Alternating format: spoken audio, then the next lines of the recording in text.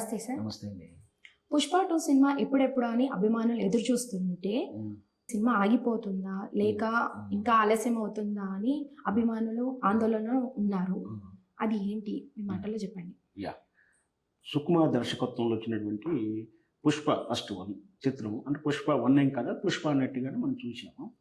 సరే, అది మొదటి నుంచి కూడా 2 పార్ట్లు ఉంటుందని అనుకున్నాం. అనుకున్న ప్రకారమే పార్ట్ 2 కూడా రాబోతుంది. ఎందుకంటే పార్ట్ 1 వీర సక్సెస్ అయింది. బ్రహ్మాండంగా సక్సెస్తో పాటు బండికి మంచి మనకు పాన్ ఇండియా లెవెల్లో పేరు తీసుకొచ్చింది. కమర్షియల్ హిట్ వచ్చేసింది. దాంతో పుష్ప 2 కంటిన్యూ కూడా ఇమీడియట్లీ కూడా వేరే ప్రాజెక్ట్ ఏమి లేకుండా డైరెక్ట్ పుష్ప 2నే చేపట్టారు సుకుమార్ డైరెక్టర్లో. కాకపోతే ఏంటంటే ఈసారి కొంచెం షెడ్యూల్ టైట్గా సినిమా బాగా రావాలని బాగా టైట్ షెడ్యూల్ ఉంది. పైగా సెట్టింగ్స్, అడవి ప్రాంతం ఇదంతా కూడా కథ పకడ్బందీ చేయడం. అది జనరల్గా 9 నెలలు 8 నెలల్లో సినిమాలు వస్తుంటాయి. పెద్ద హీరోలకి 6 months to 8 monthsకి ఒక సినిమా వచ్చేస్తుంది. అయినా ఇప్పటికీ చాలా ఆలస్యమైంది. అయితే పుష్ప 2 కంటిన్యూ అవుతూనే ఉంది. రకరకాలైనటువంటి వాళ్ళ ప్రిపరేషన్ ఉంటుంది. సరే, అది ఏ కారణం చేత లాంగ్ ప్రాసెస్లో ఉంది. ఇంకా ఎప్పుడు వస్తుందా అని బండి అభిమానులు ఎదురు చూస్తున్న తరుణంలో ఈ పుష్ప 2 దీని టైటిల్ ఏంటంటే పుష్ప ది రూరల్ అని పెట్టారు. దీని టైటిల్ అయితే పుష్ప ది రూల్ అని పెట్టుకున్నారు. సరే, మన వ్యవహారికంగా పుష్ప 2 అని అనొచ్చు. సుకుమార్ డైరెక్టర్లో వస్తుంది.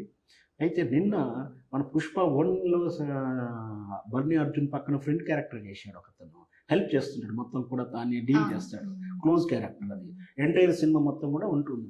ఇద్దరు క్యారెక్టర్ బాగా వస్తుంది. ఆ ఆర్టిస్ట్ పేరు జగదీష్ అని ఒక ఆర్టిస్ట్. ఈ పుష్ప 2లో కూడా అంత మంచి ప్రయారిటీ క్యారెక్టర్ ఉంది ఆయన.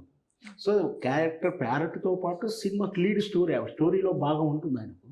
క్లైమాక్స్ కూడా ఆయన మీద డిఫరెంట్గా, అంటే ఆయన క్యారెక్టర్ని డిఫరెంట్గా ప్రిపేర్ చేశారని, అదే కీ రోల్ అవుతుందని రకరకాల కథనాలు వింటున్నాం. అయితే ఆ క్లైమాక్స్ సీన్ కూడా ఇతను కోసం సపరేటు రాసుకున్నారు. ఇంకా చేయాల్సింది రకరకాల ఏదో మనం అంతకుముందు విని ఉన్నాం. కానీ అదే జగదీష్ అనే ఆర్టిస్టు నిన్న ఒక కేసులో అరెస్ట్ కాబట్టాడు.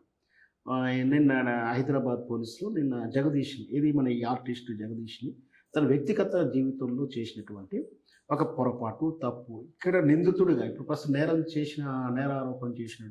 ఆరోపించబడిన నిందితుడు అసలు నేరం చేశాడా చేయలేదు విచారణ తెలుస్తుంది. జగదీష్ నిన్న అరెస్ట్ చేయడం, కోర్టు ముందు సబ్మిట్ చేయడంతో అతనికి రిమాండ్ 14 days రిమాండ్ కూడా పంపించడం జరిగింది. కాకపోతే అక్కడ ఆ కేసు కొంచెం క్రిమినల్ అప్లికేబుల్ అయిన కేసులు.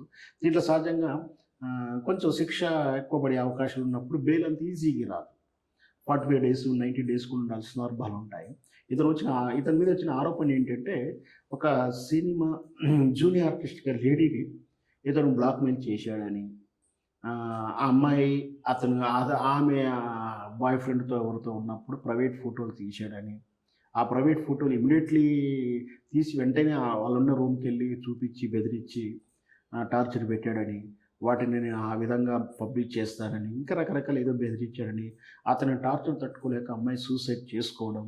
ఆ విషయాన్ని ఫస్ట్ సూసైడ్ని మామూలుగా సినిమా నటులు సూసైడ్ అంటే ప్రేమ వ్యవహారము లేదంటే ఆర్థిక ఇబ్బందులు అన్నట్టుగా చూస్తారు. కానీ ఇమీడియట్లీ ఈ అమ్మాయి చనిపోయిన పేరు హిడర్లో ఉంది. ప్రస్తుతానికి ఎవరు ఆర్టిస్ట్ అని పేరు చెప్పకుండా అమ్మాయి పేరు అయితే హిడర్లో ఉంది. పోలీసులు కూడా వెల్లడించట్లేరు.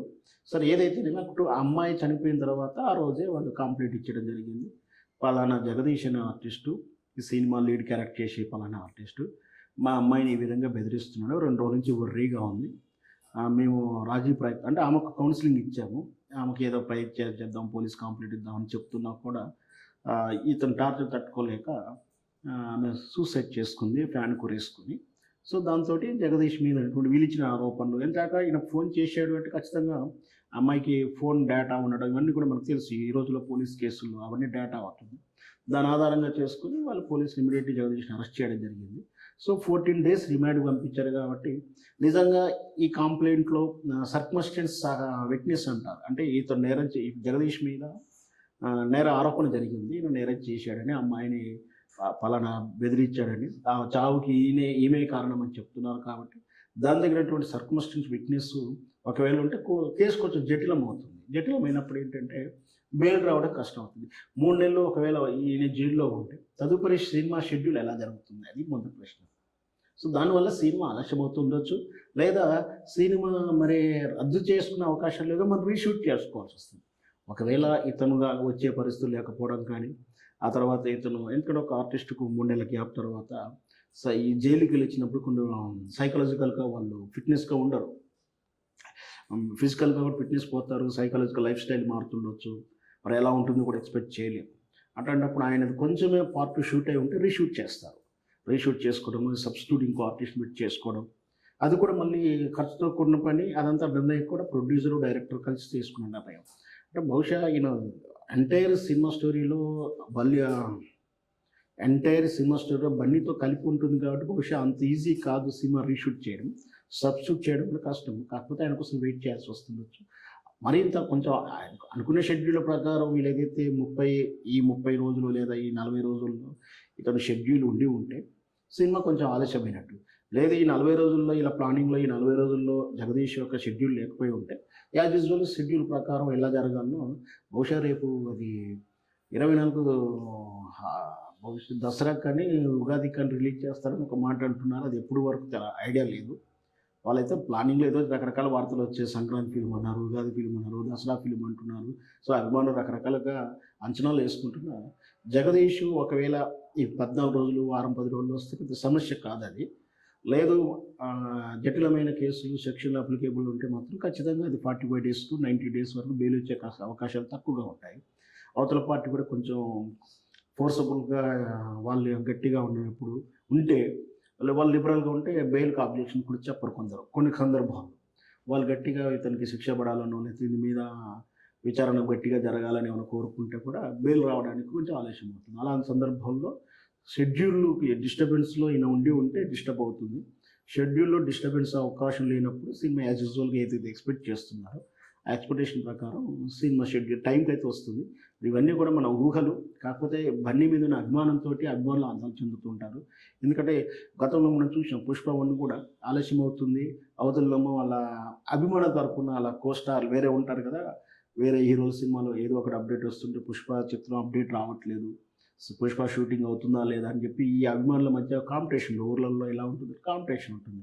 మా హీరోది పలానా పాట రిలీజ్ అయిందని, మీ హీరోది ఏం రావట్లేదు, సినిమా చేస్తున్నారా అని అట్లా వీళ్ళు సెటైర్ వేసుకొని బనాయించుకుంటారు. కాబట్టి ఒక సందర్భంలో 'పుష్ప' ఇంకా లేట్ అవుతుందని చెప్పి 'పుష్ప' సినిమా ఆఫీస్ కూడా అభిమానులు వచ్చేసి బ్యానర్లు కట్టుకొని, ఫ్లెక్సీలు కట్టుకొని, బోర్డ్స్ పెట్టుకొని కూడా వాట్ అబౌట్ అప్డేట్ అని చెప్పి కూడా అడిగిన సందర్భాలు కూడా ఉన్నాయి. అప్పటి నుంచి కొంత అన్ని చిత్రాలు అంటే ఇటు బన్నీయే కాదు, అటు చూసుకుంటే రామ్ చరణ్ సినిమాలు కానీ, ప్రభాస్ సినిమాలు కానీ అప్పటి నుంచి కొంచెం అప్డేట్ ఇస్తుంది. ఏదో పోస్టర్ రిలీజ్ చేయడం కానీ, ఏదన్నా మోషన్ పోస్టర్ రిలీజ్ చేయడం, ఇంకేదో ఒకటి షెడ్యూల్ అవుతున్నట్టుగా వాళ్ళుగా ఎందుకంటే అభిమానులు ఇబ్బంది పడకూడదు అనే ఉద్దేశంతోటి వాళ్ళలో నిర్లిప్తం రాకూడదని చెప్పి ఈ సంఘటన తర్వాత అన్ని హీరోలు కొంచెం ఎంతో అంత అప్డేట్స్ ఇస్తున్నారు. ఒక నెలకు, 2 నెలలకు, ఒక 3 వారాలు, 4 వారాలకు ఏదో ఒకటి అప్డేట్ ఇస్తున్నారు. సో ఇది కూడా అప్డేట్‌లో ఉన్నప్పటికి కూడా జగదీష్ రిలీజ్ అయిందని బట్టి ఉంటుంది. ఆందోళన చెందాల్సిన అవసరం లేదు. ఎందుకంటే ఇతను ప్రిజన్ పడలే, అంటే శిక్ష పడలేదు. కేవలం రిమాండ్ దశలో ఉన్నప్పుడు justified 2 weeks, 3 weeks or 4 weeks అంతకన్నా ఎక్కువ ఉండకపోవచ్చు. సో ఇతను డైరెక్ట్ ఆమె చనిపోయేటప్పుడు కానీ, ఆమె చనిపోయిన సూసైడ్ లెటర్ కానీ ఇతని పేరు లేదు. జస్ట్ సర్కమ్స్టెన్స్ స్టోరీ అంతలోనే మాత్రం ఈయన ప్రమేయం ఉంది. సో ఈయన మర్డర్ చేసిన వాడు కాదు. ఫస్ట్ ఆఫ్ ఆల్ మర్డర్ కాదు, ఆమె సూసైడ్లో ఆమె సూసైడ్ లెటర్ లేదు, ఈయన పేరు మెన్షన్ చేయలేదు. బట్ ప్రేరేపిత అప్లికేబుల్ సెక్షన్స్ ఉంటాయి. దాంట్లో అవి ఒకవేళ అవి కూడా బలమైన సెక్షన్లు అయినప్పటికీ ఆలస్యం పెద్దగా కాకపోవచ్చు అని నాకు. ఇంకా 'పుష్ప 1'కి 'పుష్ప 2'కి చాలా డిఫరెన్స్ ఉంది. ఒక పోస్టర్ రిలీజ్ చేశారు కదా! దానికి దీనికి డిఫరెన్సియేషన్ చెప్పండి కొద్దిగా. సో అది మొత్తం మీరు జాతర మీద జరిగింది ఏదున్నా కూడా ఒక యాంటీ క్యారెక్టర్. సినిమాలో యాంటీ క్యారెక్టర్ అంటే ఏంటంటే మనకు హీరో అంటే పాజిటివ్ క్యారెక్టర్స్. రాముడు మంచి బాలుడు, క్లాస్ ఫస్ట్ వస్తాడు, బుద్ధిమంతుడిగా ఉంటాడు, తల్లిదండ్రులకు సేవ చేస్తుంటాడు, గురువులకు నమస్కరిస్తుంటాడు, పెద్దల బట్టి వినయం ఉంటాడు, చిన్నల బట్టి త్యాగాలు ఉంటాయి. ఇవన్నీ కాకుండా నన్ ఆఫ్ దెమ్ దాంట్లోంచి కాకుండా ఈ నాన్ సెన్స్ అయినటువంటి విలన్ క్యారెక్టర్లు కూడా హీరో పెట్టే తత్వం ఈ రోజుల్లో ఉంది. అది ఒక స్మగ్లర్, కల్ప స్మగ్లర్ స్టోరీ. ఇందులో కూడా మళ్ళీ ఆయన ఒక దొంగగా చూపిస్తున్నారని ఒక అంచనా. సరే క్యారెక్టర్ సినిమా రిలీజ్ అయితే చేయలే, అంటే స్టోరీ పాయింట్ ఆఫ్ ఏం బయటికి రివీల్ కాకుండా ఆ సినిమా కూడా విలన్ క్యారెక్టర్ లేదా యాంటీ క్యారెక్టర్ ఉంది. ఒక్కొక్క జాతర తాలూకు మన పోస్టర్లు, ఫోటోలు, టీజర్స్ లాంటి చిన్న చిన్న మోషన్ పిక్చర్ కూడా రిలీజ్ చేశారు. మొత్తం మీద యాంటీ క్యారెక్టరే కానీ సమాజానికి పనికొచ్చే హీరోయిజం క్యారెక్టర్ అయితే కాదు. ఆ చిత్రానికి ఉత్తమ నటి అవార్డు ఇవ్వడం కూడా ఈ సంఘర్షణ జరిగింది. ఒక స్మగ్లర్కి ఉత్తమ నటుడు ఎట్లా ఇస్తారు అనే కూడా డిబేట్స్ కూడా జరిగాయి. సో నటనగా చూడాలి, సినిమాను చూడాలి అంటుంటారు. అదొక వాళ్ళ వాదన వాళ్ళకి. సినిమాగా చూడాలి అనుకుంటే విధానం వేరు. సరే ప్రభుత్వం అనేది సంస్థలు ఇస్తున్నప్పుడు వాటికి బాధ్యతాయుతంగా అవార్డ్స్ ఇచ్చుంటే బాగుండేది నా వ్యక్తిగత అభిప్రాయం. ఆ రోజుల్లో కూడా నేను అదే ఖండించాను కూడా. సరే సినిమా కాబట్టి పుష్ప 2కి మళ్ళీ అవార్డు ఇచ్చినప్పుడు దాని గురించి ఆలోచించాను. Thank you. విన్నారు కదండి శ్రవణ్ గారి మాటలలో, పుష్ప 2 గురించి ఆగిపోతుందన్న వార్త కాదు, ఆలస్యం అవుతుందంటే త్వరగా వచ్చేస్తుంది మన ముందు. Thank you.